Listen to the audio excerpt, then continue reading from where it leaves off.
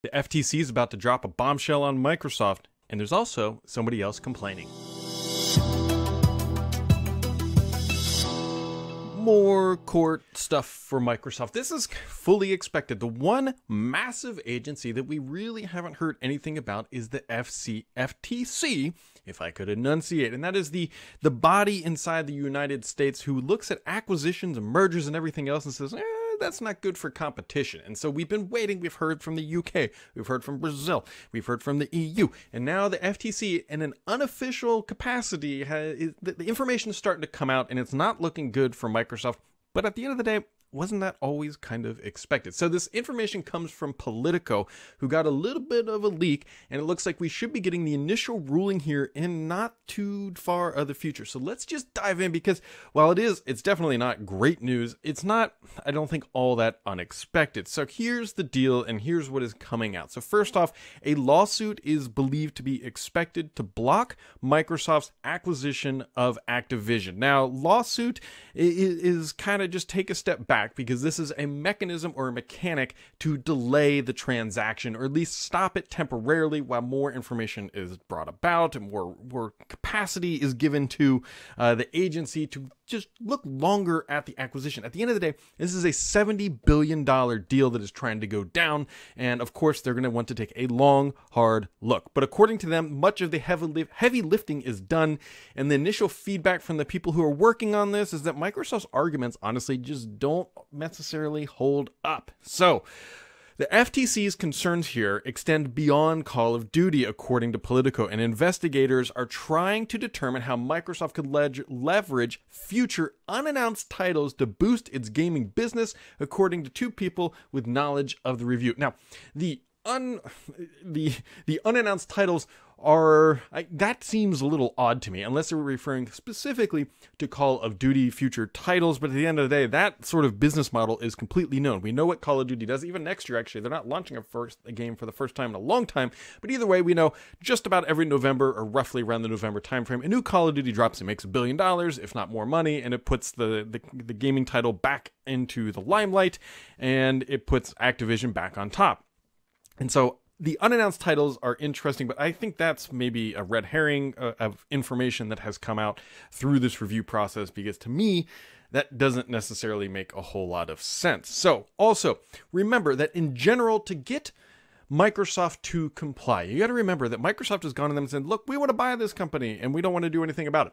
And the government's going to make them do something. And there's many different ways you can get a company like Microsoft to effectively consent to different things, such as, hey, making Call of Duty available on every platform for eternity, or other things like that. And one of those mechanisms, while not always the cleanest cut, is through a lawsuit if they feel that Microsoft is not going to make the choices or give up what they think is necessary to get this through, so that it doesn't stifle or limit competition in the marketplace. So anyways, this, in my opinion, was always sort of expected. So anyways, so the lawsuit is expected here, according to Politico. There are ways to do this outside the courts, but again, I think the lawsuit is most likely going to be the course of action that's going to be taken here. Now, the most interesting thing out of this actual reporting is that it's not just Sony that is complaining. Now, we all know Sony's arguments about Call of Duty and making things available on PlayStation and PlayStation Plus, apparently, and everything else, and that Sony is basically throwing every dollar that they have available at lawyers and lobbying to make sure that doesn't get through. But according to Politico, there's actually another party also involved, and that's Google, and which is an interesting one, because the Google is complaining that, or I should say piling on the complaint, that actually Microsoft limits how Game Pass performs on its platforms, essentially, like Chrome OS or Chrome, the browser. And I find all of this massively hilarious, that Google is coming into Microsoft's camp and saying, like, look, you guys aren't supporting our platform in the way that you should, so that our users can have the best available products and services. Well, if you know anything about Google and Microsoft's history, Google did not put its apps on Windows Phone. Google does not put its apps in Microsoft Store. And so Google is getting a taste of its own medicine here by not getting full support from Microsoft. And at the end of the day, you can still play it through the browser. And also, you could never play a game like Call of Duty natively on Chrome OS. And so it's only the browser that really makes any sense here. And so Google piling into this is a little bit of hilariousness. But either way, Google is another company with a large incentive and viewpoint to block this because, again, what happened to Stadia? If Google can't compete in it, nobody should be able to compete, is effectively what it kind of sounds like. But either way, so Google is also joining this complaint. Now, the one thing that is really interesting that comes out of this, out of all the entire narrative, is actually this, and it's near the end of the article. It says, an administrative lawsuit filed later this year or in January would be unlikely to be resolved by July and could potentially force the companies to abandon the deal.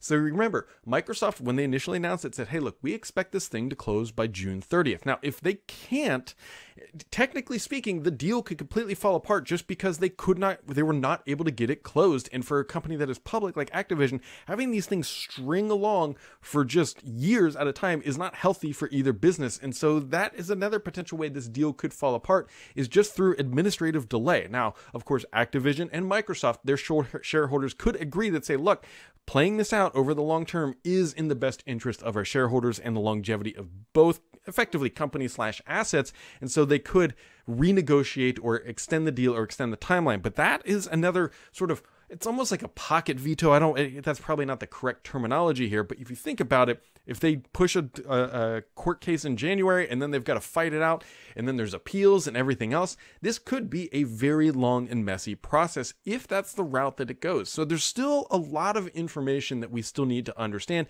efficiently. Effectively, the FTC will come out with its statement or stance about how it feels about this, and it'll list out, at least it should list out its complaints, how they think they could be resolved. If they think they can be resolved, they could come out and say, like, look, we don't believe that there is any material way that these two companies can merge and not dramatically and negatively impact the marketplace. So they could come out and say that. At this point, we don't quite know. And according to Politico, again, the commissioners haven't even voted on what they're going to do yet. But effectively, if they understand the background information, the people doing all the groundwork, they can kind of figure out how things are going to lead and how they're molding this information together to draft the opinion of the FTC. So it's high times in the world of Microsoft trying to buy Activision. They've got a lot of work to do, and it's pretty risky and heavy work. What's interesting to me is still Microsoft, if you go back, their confidence level of getting this deal done just a few weeks ago was pretty high. Now, granted, you don't expect Satya Nadella to come out and say, look, we don't actually think we're going to be able to do this. We're just going to hem and haw through it, and then we'll just continue to waste money, and maybe we'll get it done. Of course, they're going to come out and say it's going to be a done deal because Microsoft, they had to make the argument to their shareholders that spending $70 billion dues roughly was the right thing to do for the longevity of the business. The question becomes, what happens if this all falls apart and everybody goes their separate ways?